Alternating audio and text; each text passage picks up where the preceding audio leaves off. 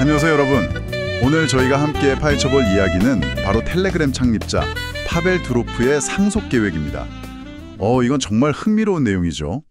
네, 안녕하세요. 정말 좀 파격적이라서 많은 분들이 주목하고 계신 것 같아요. 맞아요. 여러분이 보내주신 관련 자료들을 바탕으로 해서요. 이 계획의 핵심, 또 그 이면의 이야기들을 좀 깊이 있게 들여다보겠습니다. 바로 시작해볼까요? 네, 좋습니다. 일단 핵심은 이거죠. 파벨 두로프, 지금 40세인데 자기 전 재산, 이게 약 139억 달러 정도 된다고 하죠. 네, 어마어마한 액수죠. 이걸 100명이 넘는 자녀에게 똑같이 정말 균등하게 나눠주겠다.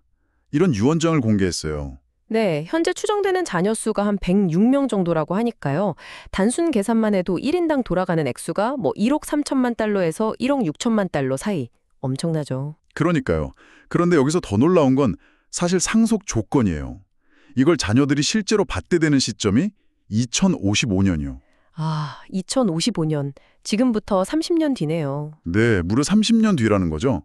드로프 말로는 돈에 기대지 말고 스스로 성장하고 창의성을 키우길 바란다. 이런 의도라는데, 와, 30년이라니 정말 긴 시간 아닌가요? 맞습니다.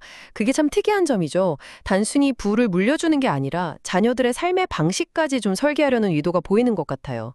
유산 접권을 그렇게 오랫동안 미루면서 평범한 삶, 자기 신뢰, 이런 걸 강조하는 방식은 글쎄요, 기존의 상속과는 상당히 다른 좀 실험적인 모델이라고 봐야겠죠? 스스로 클 시간을 주겠다 이런 것 같은데 과연 그 의도대로 될지는. 그쵸. 그건 시간이 지나봐야 알겠죠. 그리고 그 100명이 넘는 자녀 구성 자체도 굉장히 독특해요. 자연 출산으로 나온 자녀는 6명뿐이고 나머지는 지난 15년간 정자 기증을 통해서, 그것도 12개국에서 태어난 아이들이라고 하더라고요. 네, 맞습니다.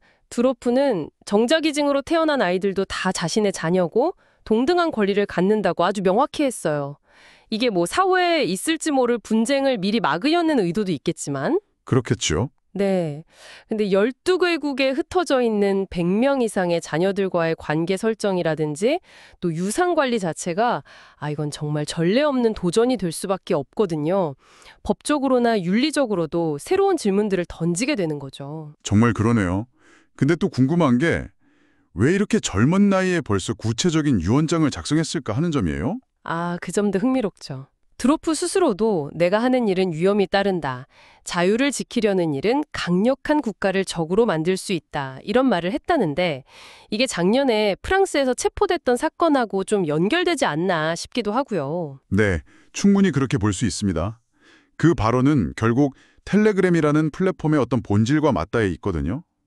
지금 월 사용자가 10억 명이 넘는 거대 플랫폼이잖아요. 네, 엄청나죠. 근데 동시에 그 익명성이나 암호화 기술 때문에 일부 정부에서는 이걸 자금 세탁이나 마약 거래, 심지어 아동 성착취물 유통 같은 불법적인 일에 악용될 수 있다. 이런 우려를 계속 제기하고 있죠. 그런 논란이 끊이지 않았죠. 네, 물론 두로프는 전혀 사실이 아니다. 범죄자들이 여러 메신저를 쓰는 것일 뿐 우리가 연루된 건 아니다. 이렇게 강력히 부인하고 있습니다만 바로 이 지점이 디지털 자유를 둘러싼 플랫폼과 국가 권력 간의 어떤 긴장 관계를 아주 잘 보여주는 대목이죠. 그래서 자신의 신변 위협에 대한 우려가 유언장 작성을 좀 앞당겼을 가능성도 충분히 있어 보입니다. 그런 배경 속에서도 드로프라는 인물 자체는 자기 원칙이 굉장히 확고한 사람 같아요. 매일 팔굽혀펴기랑 스쿼트를 300개씩 하고 술, 커피, 설탕 이런 걸 아예 안 먹는 그런 절제된 생활 방식이나. 네, 그렇죠. 굉장히 엄격하죠. 또 텔레그램을 서로 대립하는 의견들이 자유롭게 충돌하는 공간으로 만들겠다. 이런 철학이나 뭔가 좀 일맥상통하는 면이 있는 것 같아요. 맞습니다. 그 철학의 뿌리는 아마 과거 러시아에서의 경험에서 찾을 수 있을 겁니다. 본인이 직접 참업했던 러시아 소셜미디어 VK 있잖아요. VK, 네네. 거기서 2013년에 러시아 정부가 우크라이나 사용자 정보를 달라고 요구했는데 그걸 거부했었죠. 네, 그랬었죠. 그 결과 결국 VK 대표직에서 물러나고 러시아를 떠나야만 했어요. 바로 이 경험이 정부 간섭에서 완전히 벗어난 프라이버시와 표현의 자유를 최우선 가치로 두는 플랫폼, 즉 텔레그램을 만들게 된 직접적인 계기가 된 거죠. 그의 삶과 사업 전체를 꿰뚫는 어떤 핵심 가치라고 볼 수 있습니다. 그렇군요. 와, 이렇게 쭉 들어보니 파벨 드로프의 상속 계획이라는 게 단순히 돈을 어떻게 나누느냐의 문제를 넘어서서 그의 삶의 철학, 또 텔레그램을 둘러싼 여러 논쟁들, 그리고 과거 경험까지 정말 다 얽혀있는 복잡한 이야기네요. 네, 그렇습니다. 어쩌면 이건 굉장히 거대한 어떤 사회적 실험일 수도 있겠다는 생각도 들어요. 단순히 돈을 나누는 문제가 아니라 기술 권력, 부의 의미, 그리고 다음 세대를 어떻게 바라봐야 하는가에 대한 두로프 나름의 대답인 셈이죠. 네. 여기서 우리가 던져볼 질문은 이런 걸 것 같아요. 과연 30년 후에 그의 자녀들은 이 막대한 유산을 어떻게 받아들이게 될까?